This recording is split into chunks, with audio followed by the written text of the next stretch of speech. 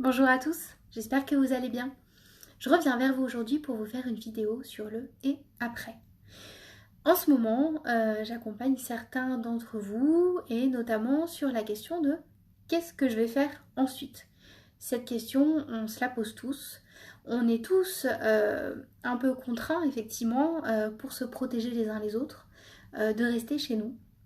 Et donc on a un effet un peu comme si on était sous cloche, on est un peu coincé, on est un peu enfermé, et donc on a cette soif de la suite. On a cette soif de qu'est-ce que je vais faire ensuite. Et en même temps qu'on a cette soif, on se retrouve avec un espèce effectivement d'empêchement du présent de je suis coincé. Qu'est-ce qui se passe avec le et après, le et ensuite? Il y a différentes options. Il y a l'option je vais profiter. Il y a l'option je vais faire la fête. Il y a l'option on va s'éclater, ça c'est super.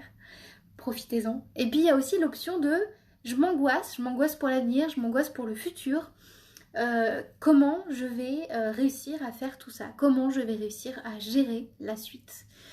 Comment je vais pouvoir retrouver un emploi? Comment je vais pouvoir changer, me reconvertir? Et donc ça amène énormément de suppositions. Qu'est-ce qui se passe avec toutes ces suppositions? Eh bien, c'est qu'il y a un truc qu'on a tous tendance à faire, c'est très naturel chez nous, c'est qu'on va se baser sur notre référentiel connu. Et notre référentiel connu, c'est ce qu'on a vécu dans le passé. Et généralement, on préfère surtout garder en tête ce qui a été un échec, ce qui n'a pas marché, ce qui a été compliqué, ce qui a été dur, ce qui nous a plombé, voilà. Et ça, on se le garde. Et puis, qu'est-ce qu'on adore faire? On adore se le mettre pour plus tard. Et donc, généralement, on se fait des super projections, on se fait des super suppositions avec tout le pataquès de ce qui n'a pas marché dans le passé et on vient se le trimballer. Donc, avec les peurs, avec les croyances. Donc, les croyances, c'est quoi? C'est ce à quoi vous pensez. Par exemple, je ne suis pas capable de. Je pense que je n'ai pas telle compétence. Et donc ça, vous l'êtes peut-être prouvé une fois, deux fois, trois fois dans votre passé, et puis vous allez vous le ramener dans le futur. Bah, comme j'ai pas déjà réussi à faire ça, je vois pas pourquoi demain j'y arriverai. Et donc ce qui se passe, c'est que ce futur et ce et après, en fait, il est un peu fantasmé. Il est surtout fantasmé par le négatif, par vos craintes, par vos peurs, par vos angoisses. Alors pour ça, il y a un truc qui est assez efficace, et c'est ce qu'on appelle l'instant présent. On parle beaucoup de l'instant présent, vous devez l'entendre énormément. Et en fait, qu'est-ce que ça veut dire?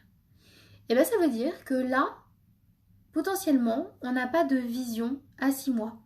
On ne sait pas. On ne sait pas ce qui va se passer, on ne sait pas comment on va être, on ne sait pas où on en sera. On peut avoir une idée, mais pour le moment, ce qui va pouvoir nous aider, eh ben, c'est notre présent. C'est aujourd'hui, qu'est-ce que je peux faire là, concrètement, pour agir sur ma vie.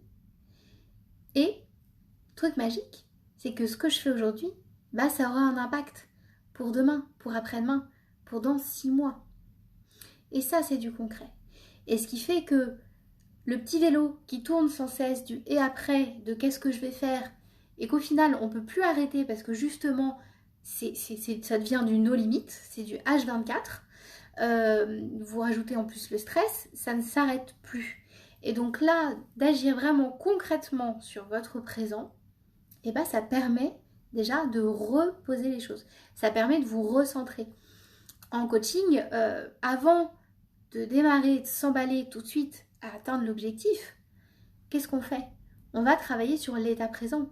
On va travailler sur ce que vous êtes aujourd'hui, ce que vous avez en vous aujourd'hui, pour ensuite, tout ça, là, on le prend. C'est vos fondations, c'est solide, pour ensuite aller vers demain. Et à partir de là, vous allez pouvoir effectivement avoir une vision plus concrète. Et si généralement vous vous emballez là pour dans 6 mois, pour dans 3 mois, comment ça va se passer et que voilà, dans votre tête c'est un peu la folie, c'est l'angoisse. Posez-vous la question. Et là, en fait, plutôt dans 5 ans, ça donnerait quoi? Qu'est-ce qu'aujourd'hui vous êtes en train de faire? Qu'est-ce qu'aujourd'hui vous êtes en train de créer pour dans 5 ans? ça a un effet un peu boomerang, c'est que ça vous renvoie sur votre quotidien aujourd'hui et sur ce que vous mettez en place. Et ça, c'est hyper important. Ça vous empêche aussi du coup de ramener le passé avec tous ses copains et toutes ces angoisses que vous amenez dans le futur.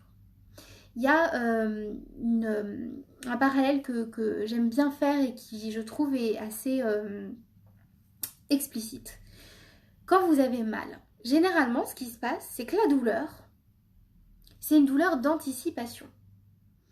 Si vous vous faites mal, vous allez penser à toutes les fois où vous avez pu vous faire mal et à la douleur que ça pourrait devenir. Et ce qui se passe, c'est que votre douleur, elle devient énorme. Elle devient un espèce de truc monumental où elle vous prend complètement le mental, c'est-à-dire que vous n'avez plus de prise sur votre douleur parce que vous avez laissé toute la place, justement, au passé et au futur. Et les deux se sont emparés, en fait, de vous.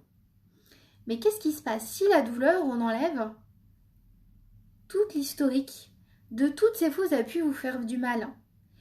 Et puis, on coupe le futur de comment je vais avoir plus mal là dans 5 minutes ou dans 15 minutes. Et que vous restez là juste centré, là, sur je me suis cognée, ou j'ai hyper mal, et juste maintenant. Et bien vous allez voir que votre douleur, c'est assez impressionnant, mais en fait, elle va être réduite de plus de 50%. Parce que vous allez être vraiment là dans cet instant T, et vous la gérez uniquement sur ce moment T. Pas d'anticipation, et on ne fait pas appel à toutes ces fois où. Généralement, d'ailleurs, on le voit avec les enfants, quand ils se blessent, et qu'ils nous voient tout de suite, et qu'on se dit « Oh mon Dieu, mon Dieu, mon Dieu », c'est là que l'enfant, il va vraiment pleurer, qu'il va décupler ses émotions, parce que il va avoir cette peur d'anticipation, de douleur d'anticipation. Si vous êtes rassuré, que vous lui dites « Ça va aller, c'est ok, j'entends, je comprends que là tu as mal, mais ça va passer », il est comment votre petit? Et bien ça va être beaucoup plus tranquille. Donc là vraiment l'idée justement pour ce et après, pour ce demain, et ben c'est travailler sur votre aujourd'hui, concrètement. En coaching on parle de justement travailler sur ces parasitages. C'est toutes ces petites choses du quotidien qui vous prennent du jus pour rien, mais que vous laissez traîner. Et ces petites choses, vous pouvez agir dessus. Par exemple, une ampoule qui a claqué et ça fait, allez, 3 mois que vous devez la changer et vous ne l'avez toujours pas fait. Tous les jours, vous passez devant, tous les jours, vous dites, il faut que je le fasse. Ça, c'est un parasitage. Ça, c'est un truc qui vous prend du jus, qui vous prend le mental pour rien. Vous pouvez agir dessus, allez-y, faites-le. Alors, pendant que vous êtes chez vous, justement, agissez sur toutes ces petites choses. Reprenez la main, reprenez le contrôle, reprenez justement la mécanique, refaites marcher le présent pour ensuite aller vers un futur. Mais un futur qui aura la cohérence, qui sera cohérent avec ce que vous faites dans votre présent, le vôtre, dans lequel vous mettez une intention. Et pas être juste dans « je peux pas, là je n'ai pas les moyens, je suis bloquée, je ne peux rien faire ». On a toujours quelque chose à faire. On peut prévoir, on peut écrire, on peut réfléchir à des façons d'anticiper le futur concrètement. Oui, ça c'est possible, on le fait en coaching. C'est du concret, on ne laisse pas la place à un imaginaire plein. Non, non, on laisse la place au concret et à tout ce qui est possible avec vos ressources.